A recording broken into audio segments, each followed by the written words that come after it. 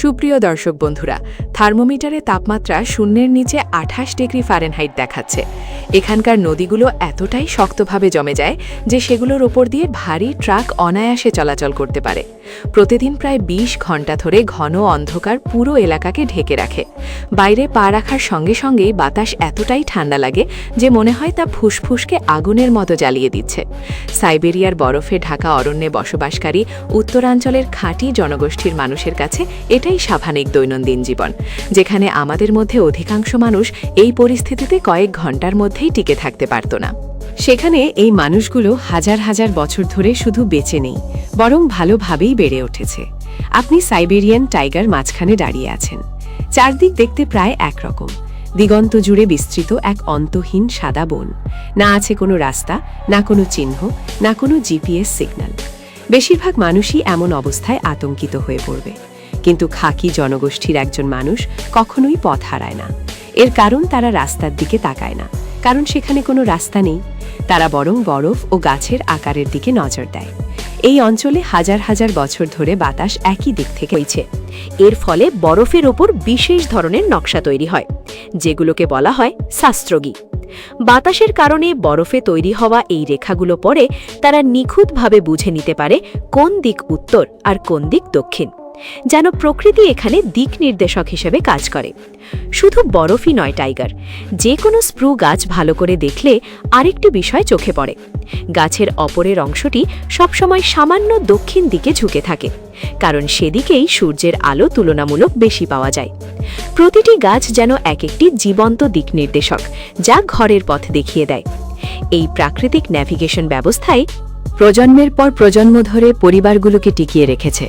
যখন শিকারীরা নিজেদের গ্রাম থেকে শত শত কিলোমিটার দূরে চলে যায় এবং জমে যাওয়া নদীর পথ ধরে এগিয়ে যায়, যেগুলো দেখতে প্রায় একই রকম, তখন এই প্রাকৃতিক সংকেতগুলোই তাদের নিরাপদে বাড়ি ফিরিয়ে আনে। এখানে কোনো প্রযুক্তির দরকার হয় না, ঠান্ডায় শেষ হয়ে যাওয়া ব্যাটারিরও নয়। এটি কেবল প্রাচীন জ্ঞান, যা প্রতিবারই ক্যাচ করে। এই কঠিন পরিবেশে খাঁটি জনগোষ্ঠী এমন ঘরবাড়ি তৈরির কৌশলও গড়ে তুলেছে, যা এমন পরিস্থিতিতেও পরিবারকে আরাম দেয়, যেখানে আধুনিক শহরগুলো পর্যন্ত অচল হয়ে পড়ে। তাদের শীতকালীন ঘর শুধু আশ্রয় নয়, বরং সুচিন্তিত সার্ভাইভাল সিস্টেম। নির্মাণের চেয়েও আগে গুরুত্বপূর্ণ হল সঠিক স্থান নির্বাচন। তারা শিকারের পথের কাছাকাছি কৌশলগত স্থানে কাঠের স্থায়ী কেবিন তৈরি করে। এসব কেবিনে মোটা কাঠের ফাঁকে কাই ব্যবহার করে ইনসুলেশন করা হয়, যাতে ভেতরের তাপ বাইরে না যায়। জানালাগুলো ইচ্ছেকৃতভাবে ছোট রাখা হয় তাপ ক্ষয় কমানোর জন্য। মেঝে মাটির বরফ স্তর থেকে কিছুটা উঁচুতে তৈরি করা হয়, যাতে ঠাগা সরাসরি ভেতরে ঢুকতে না পারে। সবচেয়ে গুরুত্বপূর্ণ বিষয় হল আগুন। শীতকালে এই আগুন কখনোই পুরোপুরি নিভতে দেওয়া হয় না। প্রচণ্ড ঠান্ডায় আগুন নতুন করে জ্বালানো প্রায় অসম্ভব হতে পারে, তাই আগুন সারাক্ষণ জ্বালিয়ে রাখা হয়। তারা ছাই ও ধোঁয়া নিয়ন্ত্রণের এমন কৌশল জানে, যা একদিকে জীবন রক্ষাকারী উষ্ণতা ধরে রাখে, অন্যদিকে ভেতরের বাতাস শ্বাস নেওয়ার উপযোগী রাখে। কেবিনের ভেতরে প্রতিটি জায়গার নির্দিষ্ট উদ্দেশ্য থাকে।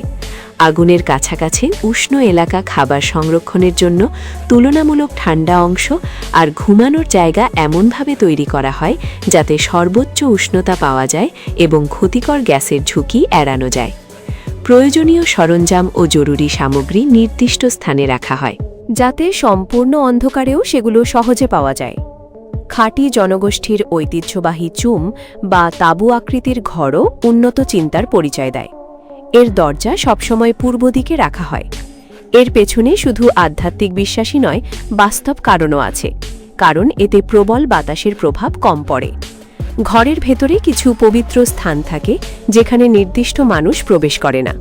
এর উদ্দেশ্য বিভাজন নয়, বরং শিকারের সরঞ্জাম ও আধ্যাত্মিক বস্তুগুলোকে সুরক্ষিত রাখা, যা শিকারীর নিরাপত্তা ও সাফল্যের সঙ্গে জড়িত। টাইগার খাদ্য এখানে স্বাদ বা বৈচিত্র্যের বিষয় নয়, এটি পুরোপুরি টিকে থাকার প্রশ্ন।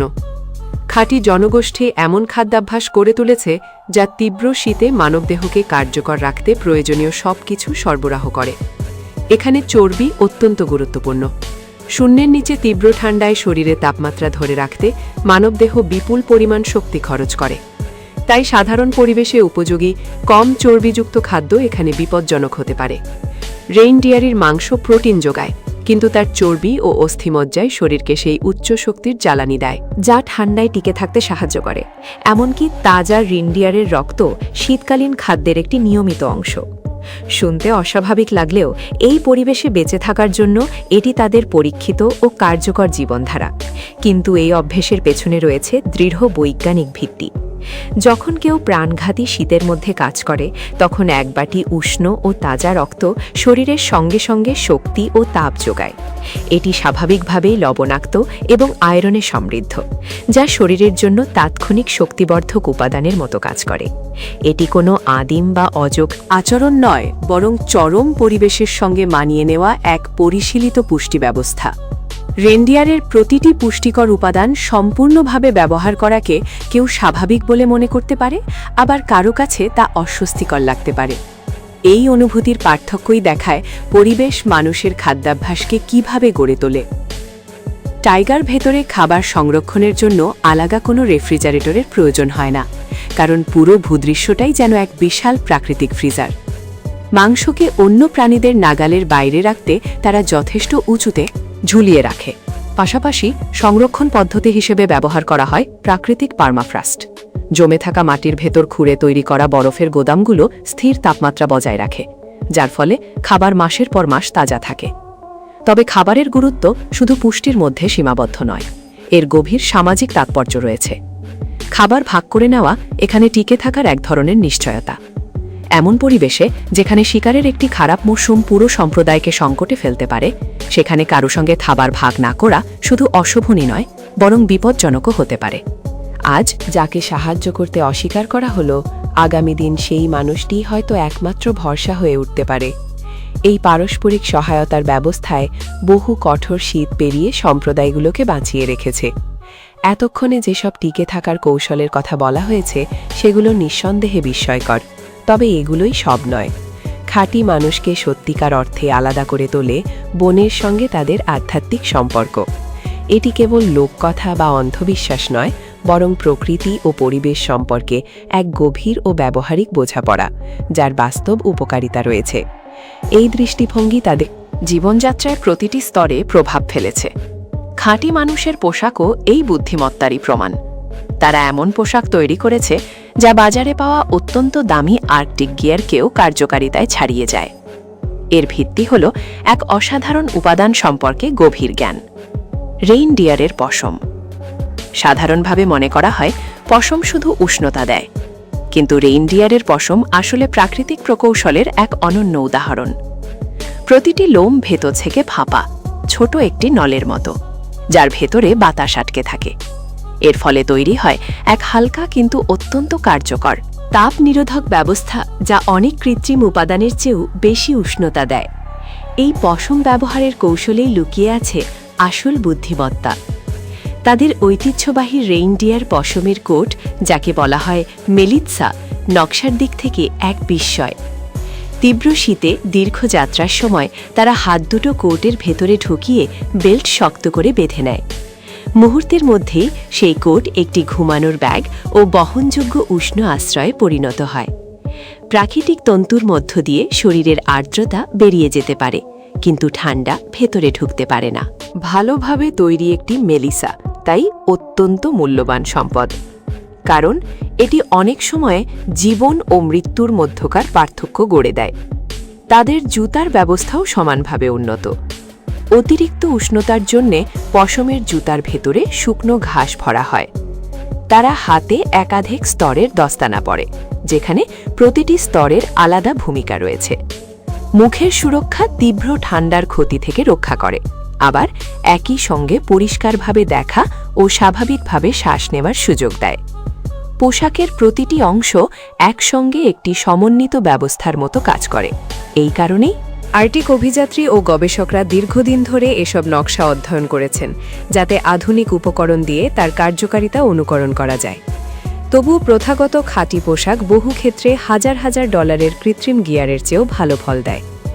রহস্য কেবল উপকরণে নয়, বরং মানবদেহ কিভাবে তাপ হারায় তা বোঝা এবং সেই প্রাকৃতিক প্রক্রিয়ার সঙ্গে মিল রেখে পোশাক তৈরি করার মধ্যেই নিহিত। খাঁটি সংস্কৃতির আরেকটি গুরুত্বপূর্ণ দিক হল তাদের ভালুক উৎসব, যা প্রায়ই ভুলভাবে শুধু একটি আচার হিসেবে দেখা হয়। বাস্তবে এর গুরুত্ব টিকে থাকার সঙ্গে গভীরভাবে যুক্ত। মানুষের কাছে ভালুক কেবল একটি প্রাণী নয়, বরং পরিবারের অংশ, যাকে আকাশ দেবতার টরমের কনিষ্ঠ পুত্র হিসেবে ধরা হয়। তারা কখনোই ভালুককে সরাসরি তার নামে ডাকে না, বরং তাকে বৃদ্ধ মানুষ, প্রভু, ব্যক্তি বা অতিথির মতো সম্মানসূচক নামে সম্বোধন করে। এটি শুধু শিষ্টাচারের বিষয় নয়, বরং বাস্তব জীবনের ঝুঁকি কমানোর একটি উপায়। ভালুক অত্যন্ত বুদ্ধিমান প্রাণী এবং অনেকের বিশ্বাস তারা মানুষের ভাষা ও আচরণ বুঝতে পারে।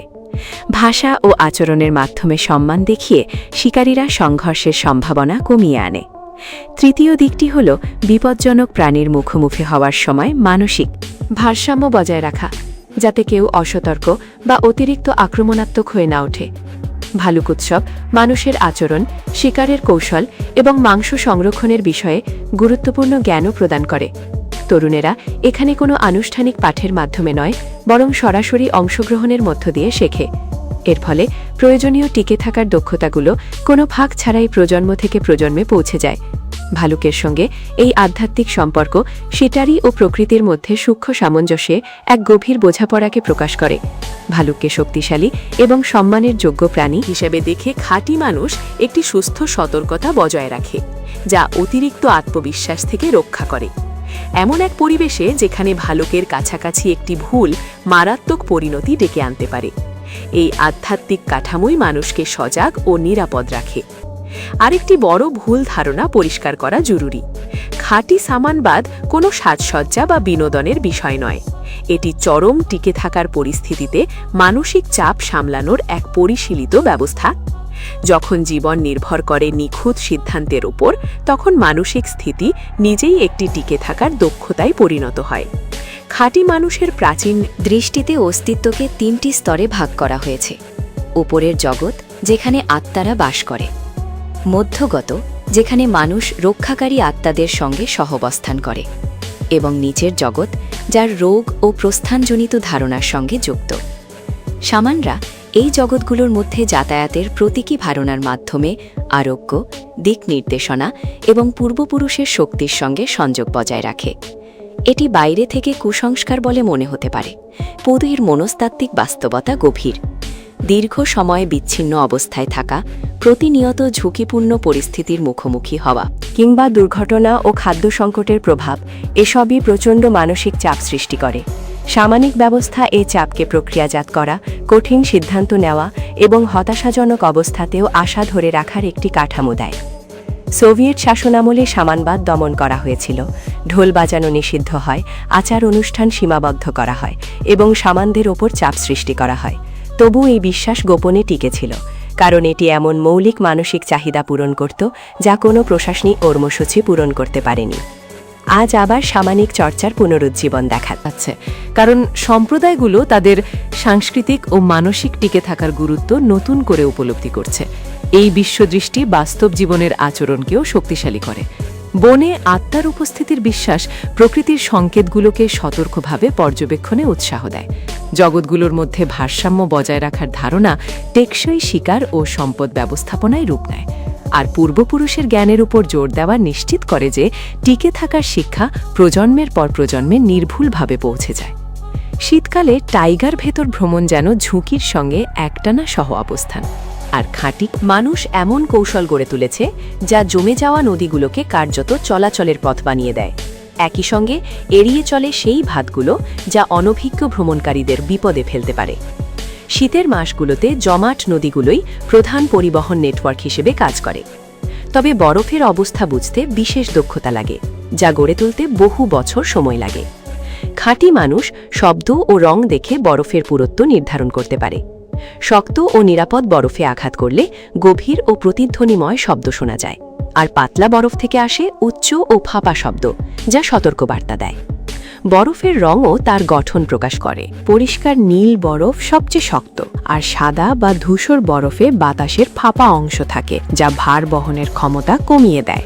পরিস্থিতি অনুযায়ী তারা একাধিক পরিবহন পদ্ধতি ব্যবহার করে। ঐতিহ্যবাহী উপায় বনভূমির ভেতর নীরবে চলাচলের সুযোগ দেয়। স্লেজ জমে থাকা নদীতে ভারী বোঝা বহনে কার্যকর। আধুনিক স্নো মোবাইল দীর্ঘ দূরত্বের জন্য গ্রহণ করা হয়েছে। তবে এগুলোর সঙ্গে নতুন ঝুঁকিও আসে। সহায়তা থেকে দূরে যান্ত্রিক ত্রুটি গুরুতর পরিস্থিতি তৈরি করতে পারে। তাই ঐতিহ্যবাহী বিকল্প পদ্ধতি সবসময় প্রস্তুত থাকে।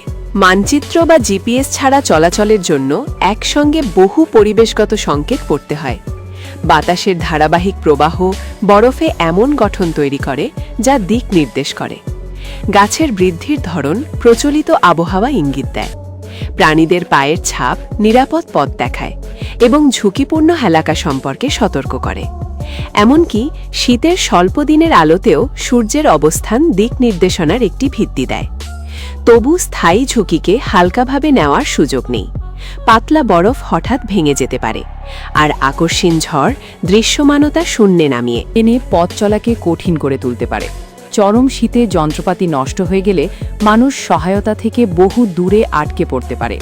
তাই প্রতিটি যাত্রার আগে অত্যন্ত সতর্ক পরিকল্পনা, বিকল্প সরঞ্জাম এবং এই জ্ঞান থাকা জরুরি যে কখন পরিস্থিতি ভ্রমণের জন্য অতিরিক্ত ঝুঁকিপূর্ণ হয়ে ওঠে।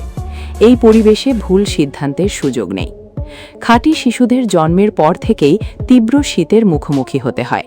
এটি কোনো অবহেলার ফল নয়, বরং অত্যন্ত পরিশীলিত অভিযোজন কৌশলের অংশ, যা সারা জীবনের জন্য টিকে থাকার সক্ষমতা গড়ে তোলে। শিশুদের বিপদে ফেলা এখানে উদ্দেশ্য নয়, বরং টাইগার জীবনের জন্য প্রয়োজনীয় শিক্ষা দেওয়াই লক্ষ্য। শিশুদের পশমে ভালোভাবে মুড়ে নিয়মিত বাইরে নেওয়া হয়, এমনকি শূন্যের নিচে 40 ডিগ্রি তাপমাত্রাতেও। এই ধীরে ধীরে অভ্যস্ত হওয়ার প্রক্রিয়া ঠান্ডার প্রতি এমন সহনশীলতা তৈরি করে যা সারা জীবন তাদের সুরক্ষা দেয়। তাদের দেহ ভেতরের তাপমাত্রা আরও দক্ষতার সঙ্গে ধরে রাখতে শেখে। রক্ত সঞ্চালন চরম অবস্থার সঙ্গে মানিয়ে নেয় এবং ঠান্ডার সঙ্গে মানসিক সম্পর্ক ভাইয়ের বদলে পরিচিতিতে পরিণত হয়। খাঁটি শিশুরা আনুষ্ঠানিক পাঠের মাধ্যমে নয়, বরং পর্যবেক্ষণ ও অনুকরণের মাধ্যমে টিকে থাকার কৌশল শেখে। তারা বড়দের আগুন জ্বালাতে, পশুর গতিপথ অনুসরণ করতে, আবহাওয়ার সংকেত পড়তে এবং বনভূমির মধ্যে পথ খুঁজে নিতে দেখে। এই শেখার পদ্ধতি নিশ্চিত করে যে জ্ঞান বিকৃত না হয়ে সঠিকভাবেই স্থানান্তরিত হয়, কারণ শিশুরা ভুলের বাস্তব পরিণতি নিজের চোখে দেখতে পায়। ছোট বয়সেই তারা আগুনের নিরাপত্তাকে তাদের প্রথম টিকে থাকার দক্ষতা হিসেবে রপ্ত করে। আগুন কিভাবে ধরে রাখতে হয়, ছাই কিভাবে সামলাতে হয়, ধোঁয়া কিভাবে নিয়ন্ত্রণ করতে হয় এবং কোন পরিস্থিতি ঝুঁকিপূর্ণ, এসব তারা শেখে। তারা পশুকে আতঙ্কিত না করতে বরফের উপর নিঃশব্দে চলাচল করতে শেখে। পাশাপাশি পশুর পায়ের ছাপ পড়া, খাওয়ার উপযোগী উদ্ভিদ চিহ্নিত করা এবং বিপদের ইঙ্গিত দেয় এমন আবহাওয়ার ধরন বোঝার ক্ষমতাও গড়ে তোলে। এই প্রাথমিক স্বনির্ভরতা কোনো বিকল্প বিষয় নয়। প্রাপ্তবয়স্করা প্রায়ই শিকারের অভিযানে দিনের পর দিন, কখনো সপ্তাহের জন্য দূরে থাকেন। তাই শিশুদের নিজের যত্ন নিতে এবং ছোট ভাইবোনদের দেখভালে সাহায্য করতে সক্ষম হতে হয়। কঠোর বাস্তবতা হল এখানে ভুল মারাত্মক পরিণতি ডেকে আনতে পারে। সেই প্রয়োজন থেকেই সক্ষমতা খুব দ্রুত গড়ে ওঠে। এর ফল হিসেবে খাঁটি সমাজ গড়ে তোলে অত্যন্ত দুঃখ তরুণ প্রজন্ম। খাঁটি কিশোরদের এমন সব টিকে থাকার দক্ষতা থাকে যা অনেক অভিজ্ঞ বাইরের অভিযাত্রীকেও চ্যালেঞ্জে ফেলতে পারে।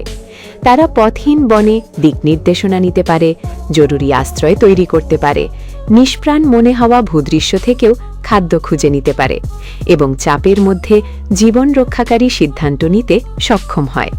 এটি শুধু বিস্ময়কর নয়, তাদের সাংস্কৃতিক অস্তিত্বের জন্য অপরিহার্য। খাঁটি মানুষেরা এমন কিছু অনন্য সাংস্কৃতিক অভিব্যক্তি গড়ে তুলেছে যা কেবল নান্দনিক নয়, বরং বাস্তব টিকে থাকার কাজেও ব্যবহৃত হয়।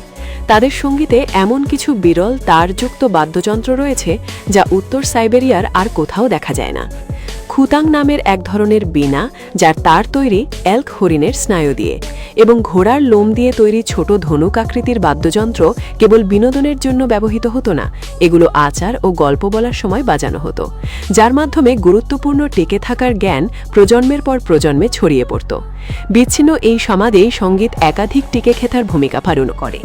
দীর্ঘ ও অন্ধকার শীতকালে এটি গোষ্ঠীর ঐক্য বজায় রাখে, যখন মানসিক অবসাদ ও দ্বন্দ্ব পুরো সম্প্রদায়ের অস্তিত্বকে হুমকির মুখে ফেলতে পারে।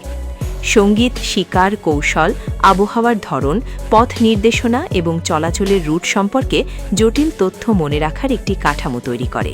পাশাপাশি এটি এমন যৌথ অভিজ্ঞতা সৃষ্টি করে যা পারস্পরিক সহযোগিতার জন্য অপরিহার্য সামাজিক বন্ধনকে শক্তিশালী করে। খাঁটি ভাষা ইউরালি ভাষাগোষ্ঠীর উগ্রিক শাখার অন্তর্গত, যার সঙ্গে হাঙ্গেরিয়ান ও মানসি ভাষার দূরবর্তী সম্পর্ক রয়েছে। এটি অত্যন্ত উপভাষা ভিত্তিক, যেখানে উত্তর পূর্ব ও দক্ষিণাঞ্চলের বক্তারা কখনো কখনো একে অপরকে বুঝতে সমস্যায় পড়ে। এই ভাষাগত বৈচিত্র্য বিভিন্ন গোষ্ঠীর দীর্ঘ বিচ্ছিন্নতা এবং নিজ নিজ স্থানীয় পরিবেশের সঙ্গে অভিযোজনের প্রতিফলন। ঐতিহ্যগতভাবে এই ভাষার কোনো লিখিত রূপ ছিল না। সব জ্ঞান ও ইতিহাস সংরক্ষিত হতো মৌখিক গল্প, মহাকাব্য, কবিতা, প্রবাদ ও আচার সঙ্গীতের মাধ্যমে। এই মৌখিক ঐতিহ্য ছিল টিকে থাকার তথ্যের এক জীবন্ত গ্রন্থাগার। গল্পের ভেতরে শিকার কৌশল, আবহাওয়ার পূর্বাভাস, উদ্ভিদ শনাক্তকরণ এবং জরুরি পরিস্থিতিতে করণীয় সম্পর্কে বিস্তারিত নির্দেশনা থাকত। গল্প বলার কাঠামো জটিল, তথ্যকে সহজে মনে রাখার মতো করে তুলত এবং প্রজন্মর মধ্যে নির্ভুলভাবে তা পৌঁছে দিত। আজ রুশ ভাষাভিত্তিক শিক্ষা ব্যবস্থা ও শহরমুখী অভিভাষণের কারণে অনেক তরুণ তাদের মাতৃভাষা হারানোর ঝুঁকিতে রয়েছে। এটি কেবল সাংস্কৃতিক সংকট নয়, বরং একটি বাস্তব টিকে থাকার সংকেতও বটে। কারণ এই ভাষার ভেতরেই টাইগার জীবনের সঙ্গে সম্পর্কিত অমূল্য জ্ঞান সঞ্চিত রয়েছে। ভাষা পুনরুদ্ধারের প্রচেষ্টা চলছে, কিন্তু চ্যালেঞ্জ বিশাল। কারণ একটি ভাষা হারিয়ে গেলে তার সঙ্গে সঙ্গে শতাব্দীর পর শতাব্দী ধরে জমে ওঠা টিকে থাকার জ্ঞানও বিলুপ্ত হয়ে যায়। হাজার হাজার বছর ধরে জনগোষ্ঠীকে টিকিয়ে রাখা যে জীবনধারণ ব্যবস্থা, আজ তা অভূতপূর্ব চ্যালেঞ্জের মুখোমুখি।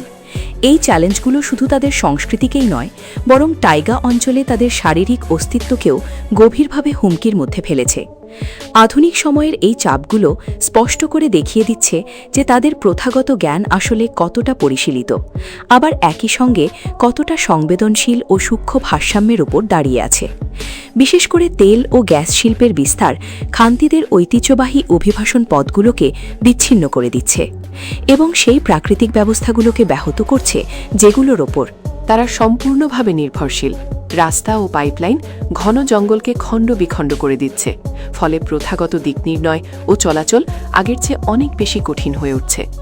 শিল্প কারখানার শব্দ ও দূষণ প্রাণীদের আচরণ পরিবর্তন করছে, যার ফলে শিকার করা ক্রমেই অনিশ্চিত হয়ে পড়ছে। এসব শিল্প কার্যকলাপের সঙ্গে আসা বহিরাগত শ্রমিকরা অনেক সময় ঐতিহ্যগত ভূমি ব্যবহারের রীতি বোঝে না কিংবা তার প্রতি সম্মান দেখায় না। এর পাশাপাশি জলবায়ু পরিবর্তন পরিস্থিতিকে আরও বিপজ্জনক করে তুলছে। উষ্ণ শীতকাল প্রথমে স্বস্তির মতো মনে হলেও বাস্তবে এটি দীর্ঘস্থায়ী ঠান্ডার তুলনায় বেশি ঝুঁকিপূর্ণ। অস্থিতিশীল বরফ নদীপথে যাতায়াতকে অনির্ভরযোগ্য করে তোলে। জলবায়ুর ধরন বদলে যাওয়ায় প্রথাগত আবহাওয়ার লক্ষণগুলো আর আগের মতো বিশ্বাসযোগ্য থাকে না।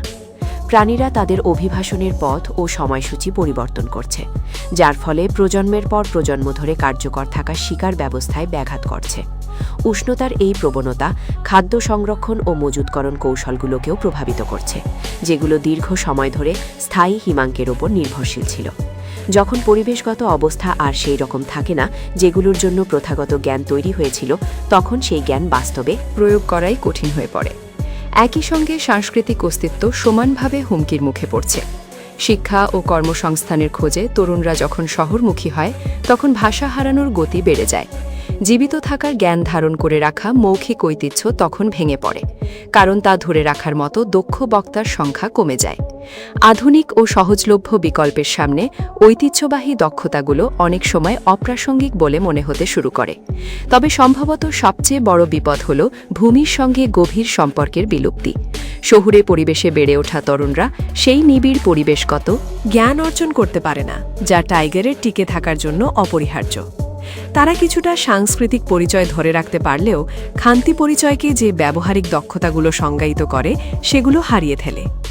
উত্তরাঞ্চলের খান্তি জনগণ এমন একটি সত্য প্রমাণ করেছেন যা আমাদের আধুনিক বিশ্বের বোঝা অত্যন্ত জরুরি। প্রকৃত টিকে থাকা মানে সর্বোচ্চ প্রযুক্তি বা সর্বাধিক সম্পদের মালিক হওয়া নয়, বরং এর অর্থ হল পরিবেশের সঙ্গে গভীর সম্পর্ক গড়ে তোলা এবং প্রাকৃতিক ব্যবস্থার বিরুদ্ধে নয়, বরং তার সঙ্গে মিলেমিশে কাজ করা শেখা। তাদের জ্ঞান হাজার হাজার বছরের পরীক্ষা নিরীক্ষার ফল, যা এমন সব প্রজন্মের মধ্য দিয়ে পরিশীলিত হয়েছে যেখানে একটি ভুলের অর্থই হতে পারত মৃত্যু। আজকের জলবায়ু নিয়ন্ত্রিত ও জিপিএস নির্ভর পৃথিবীতে আমরা সেই দক্ষতাগুলোর সঙ্গে যোগাযোগ হারিয়ে ফেলেছি যেগুলো একসময় আমাদের পূর্বপুরুষদের বাঁচিয়ে রেখেছিল। খান্তি জনগণ আমাদের মনে করিয়ে দেন যে মানবিক অভিযোজন ক্ষমতা ও প্রথাগত জ্ঞান এমন পরিস্থিতিতেও বিজয়ী হতে পারে যেখানে আধুনিক প্রযুক্তি ব্যর্থ হয়। সম্পদের টেকসই ব্যবহারে তাদের দৃষ্টিভঙ্গি পরিবেশ ব্যবস্থাপনার জন্য গুরুত্বপূর্ণ শিক্ষা দেয়।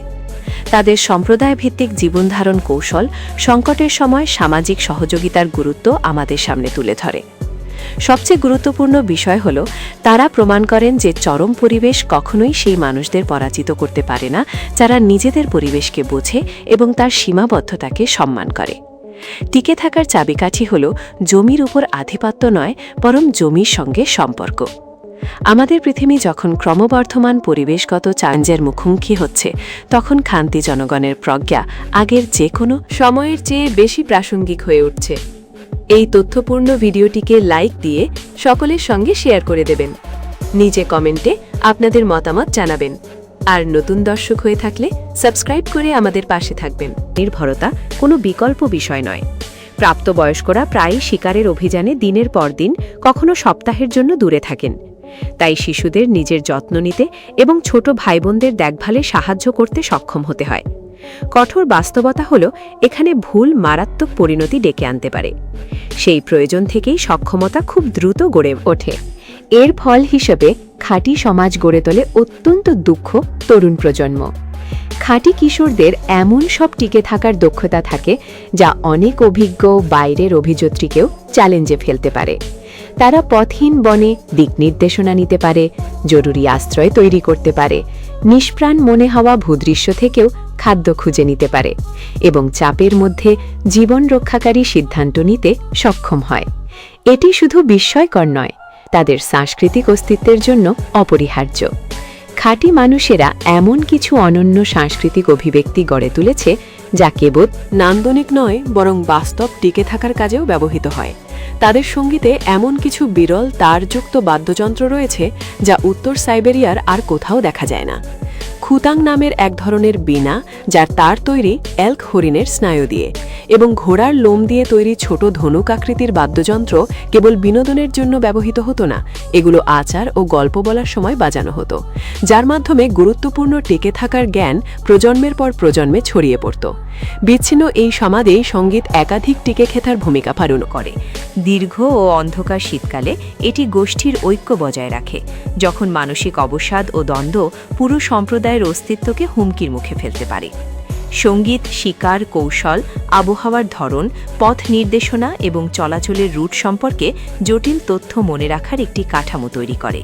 পাশাপাশি এটি এমন যৌথ অভিজ্ঞতা সৃষ্টি করে যা পারস্পরিক সহযোগিতার জন্য অপরিহার্য সামাজিক বন্ধনকে শক্তিশালী করে। খাঁটি ভাষা ইউরালি ভাষাগোষ্ঠীর উগ্রিক শাখার অন্তর্গত, যার সঙ্গে হাঙ্গেরিয়ান ও মানসি ভাষার দূরবর্তী সম্পর্ক রয়েছে। এটি অত্যন্ত উপভাষা ভিত্তিক, যেখানে উত্তর পূর্ব ও দক্ষিণাঞ্চলের বক্তারা কখনো কখনো একে অপরকে বুঝতে সমস্যায় পড়ে।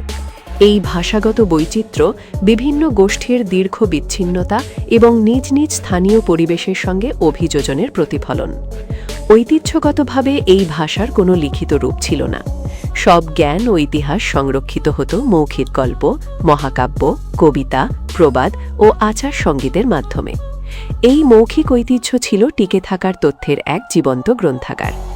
গল্পের ভেতরে শিকার কৌশল, আবহাওয়ার পূর্বাভাস, উদ্ভিদ শনাক্তকরণ এবং জরুরি পরিস্থিতিতে করণীয় সম্পর্কে বিস্তারিত নির্দেশনা থাকত।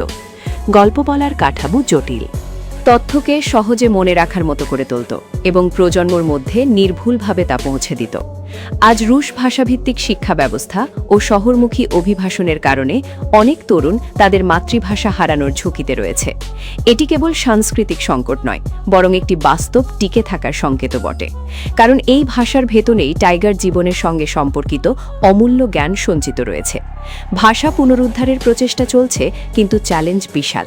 কারণ একটি ভাষা হারিয়ে গেলে তার সঙ্গে সঙ্গে শতাব্দীর পর শতাব্দী ধরে জমে ওঠা টিকে থাকার জ্ঞানও বিলুপ্ত হয়ে যায়। হাজার হাজার বছর ধরে জনগোষ্ঠীকে টিকিয়ে রাখা যে জীবনধারণ ব্যবস্থা, আজ তা অভূতপূর্ব চ্যালেঞ্জের মুখোমুখি। এই চ্যালেঞ্জগুলো শুধু তাদের সংস্কৃতিকেই নয়, বরং টাইগা অঞ্চলে তাদের শারীরিক অস্তিত্বকেও গভীরভাবে হুমকির মধ্যে ফেলেছে।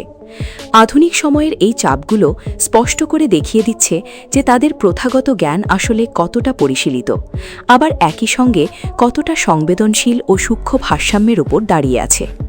বিশেষ করে তেল ও গ্যাস শিল্পের বিস্তার খান্তিদের ঐতিহ্যবাহী অভিবাসন পথগুলোকে বিচ্ছিন্ন করে দিচ্ছে এবং সেই প্রাকৃতিক ব্যবস্থাগুলোকে ব্যাহত করছে যেগুলোর ওপর তারা সম্পূর্ণভাবে নির্ভরশীল।